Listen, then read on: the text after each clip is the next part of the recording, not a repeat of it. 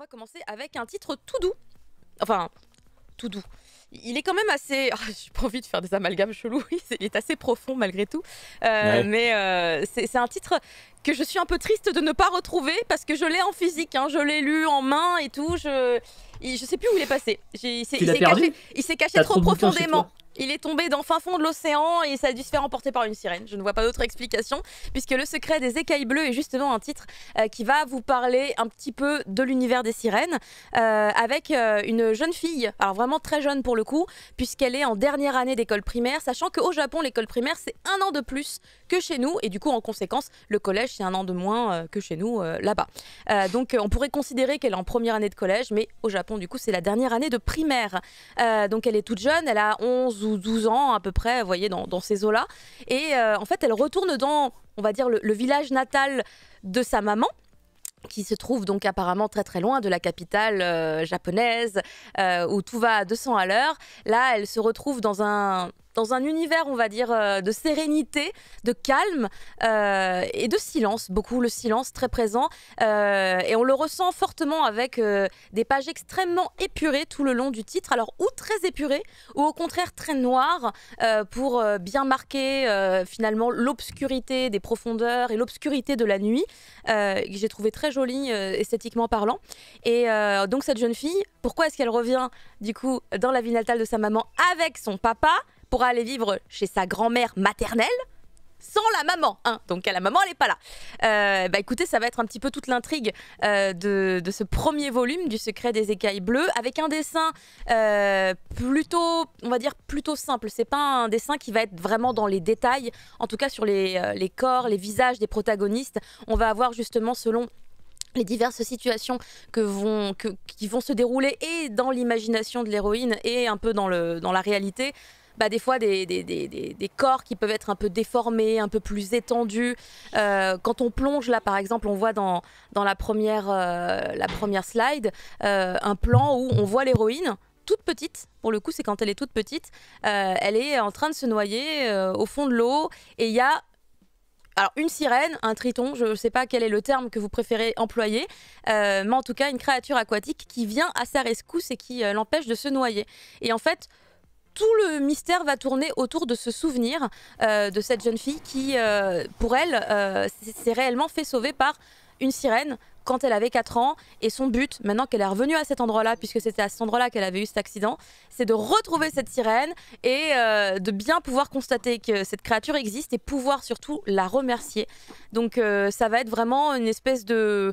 pas de petite chasse finalement, parce qu'elle est un peu en quête, mais elle n'est pas non plus tu vois, obnibulée. C'est juste que ça va occuper la plupart de ses pensées dès qu'elle est en train de rentrer chez elle ou qu'elle se retrouve toute seule.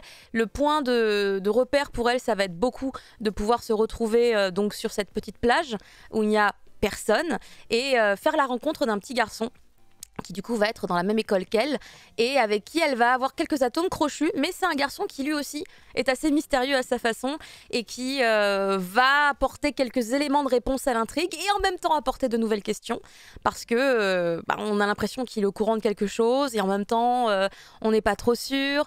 On est dans un titre qui est quand même plutôt chill, malgré voilà une intrigue assez triste. Assez triste parce que on voit que la jeune fille, elle n'est pas non plus super heureuse. Il y a un problème avec sa maman, elle n'est pas là. Elle doit donc entrer dans une nouvelle école, subir tout plein de questions. Assez rentre-dedans, en un sens, comme on peut imaginer de la part d'autres enfants. Et elle doit du coup gérer avec tout ça et en même temps, voilà son but de retrouver cette créature. Donc en fait, je trouve que la différence entre la réalité et donc son imagination, son imaginaire, est assez floue dans le manga. Il y a beaucoup de passages où on se dit mais obligé, enfin elle l'a vraiment vécu. Puis il y a d'autres moments où on se dit bah non en fait effectivement ça devait être vraiment dans sa tête. Et en fait on va beaucoup basculer comme ça d'une pensée à l'autre tout le long du titre.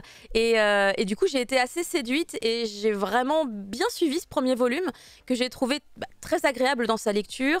J'ai beaucoup aimé aussi le fait qu'il n'y ait pas beaucoup de texte, qu'on laisse vraiment la place aux illustrations, qu'on laisse la place au dessin, qu'on laisse la place finalement à une forme de communication uniquement à travers les dessins, plus qu'à travers des explications avec voilà, elle est en train de penser ça, etc.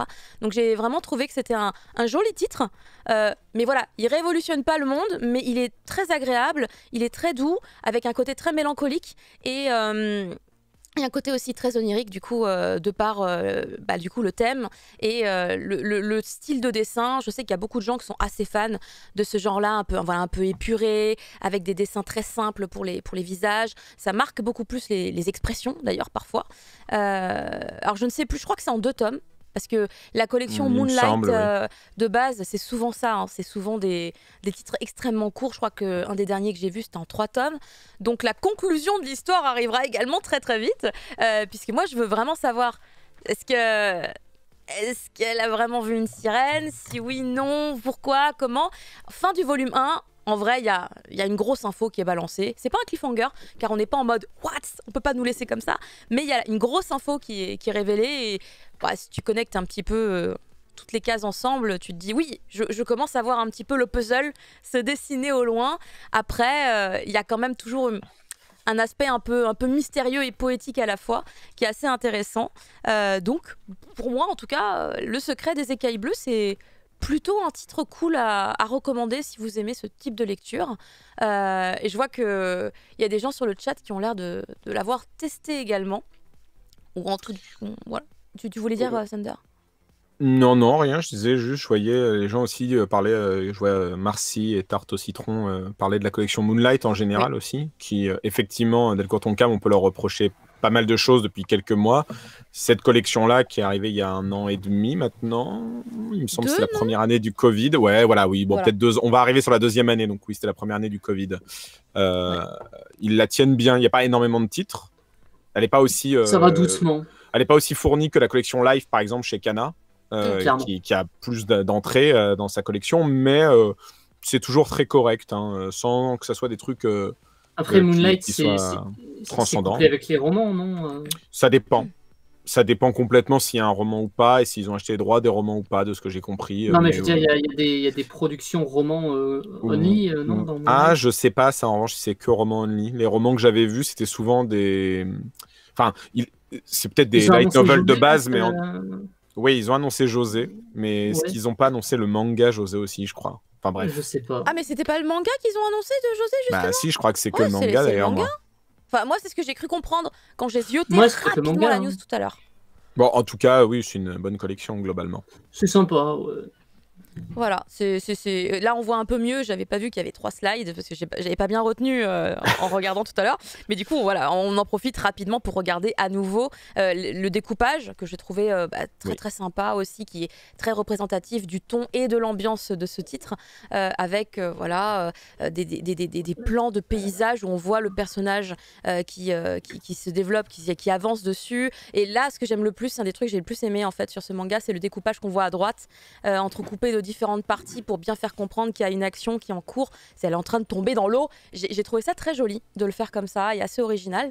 Voilà, je connaissais pas l'artiste, je vais garder son nom dans un coin de ma tête. Du coup, j'aime bien son style pour le coup. Et du coup, Akiro a répondu, c'est le manga qui a été annoncé, puisque le roman est sorti il y a quelques années chez D'Est en Ouest. Voilà. Ah, mais oui, parce que José, à la base, c'est inspiré d'un roman. Le film d'animation, en tout cas, est inspiré d'un roman, effectivement. C'est vrai, c'est vrai. Du coup, voilà, on va changer radicalement d'ambiance. Hein. Là, c'était les petits poissons, c'était bleu, c'était joli, c'était doux. Là, ça devient rouge et c'est dark. C'est du grand bleu, on passe aux confins de l'espace, c'est bien.